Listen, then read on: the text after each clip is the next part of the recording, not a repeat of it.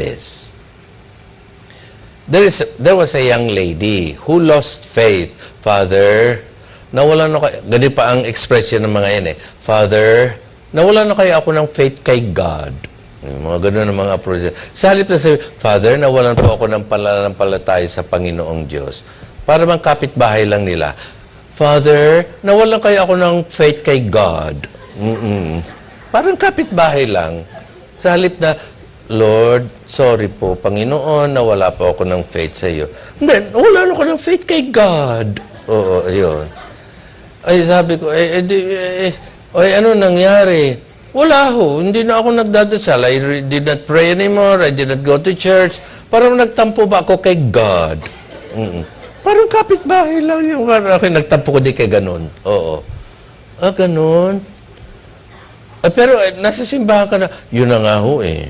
Ano nangyari? Ganito ho yun. Good Friday po noon. Wala akong mapuntahan. Napansin ko mga tao, punta na punta sa simbahan. Naalala ko, I remember the times when I used to go to church. So I said, I have nothing to do anyway, so I will go to church.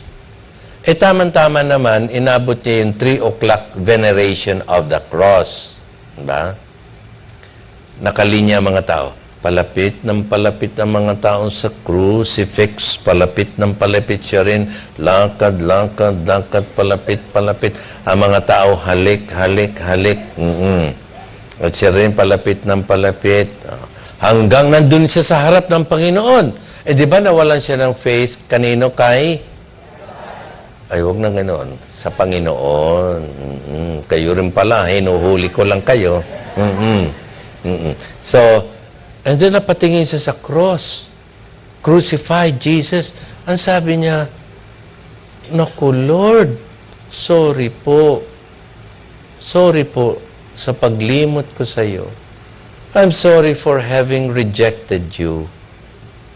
I'm sorry for turning my back on you.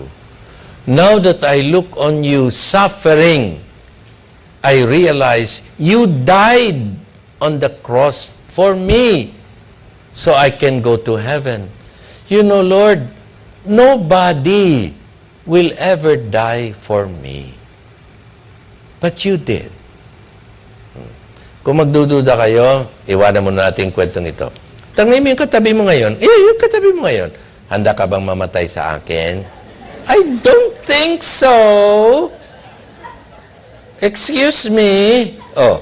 Ito ha, di ba, yung bayang magiliw, di ba, anong ending nun? Ayan, meron tayong mga... Sinabi ko na ba,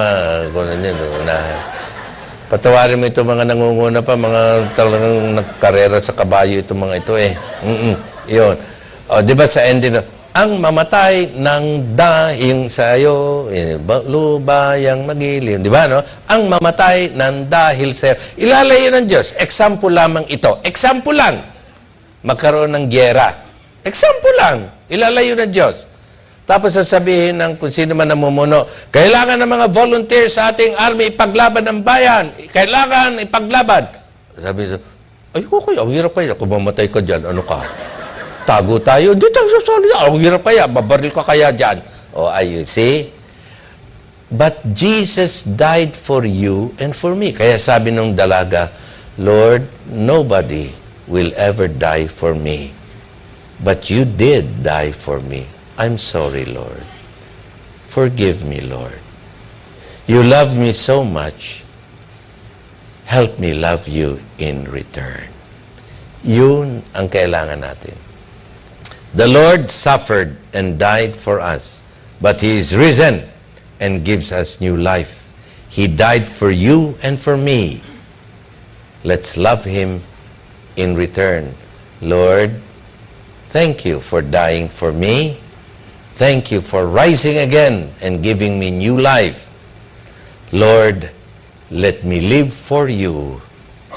Let me die for you and be with you forever in heaven. Amen.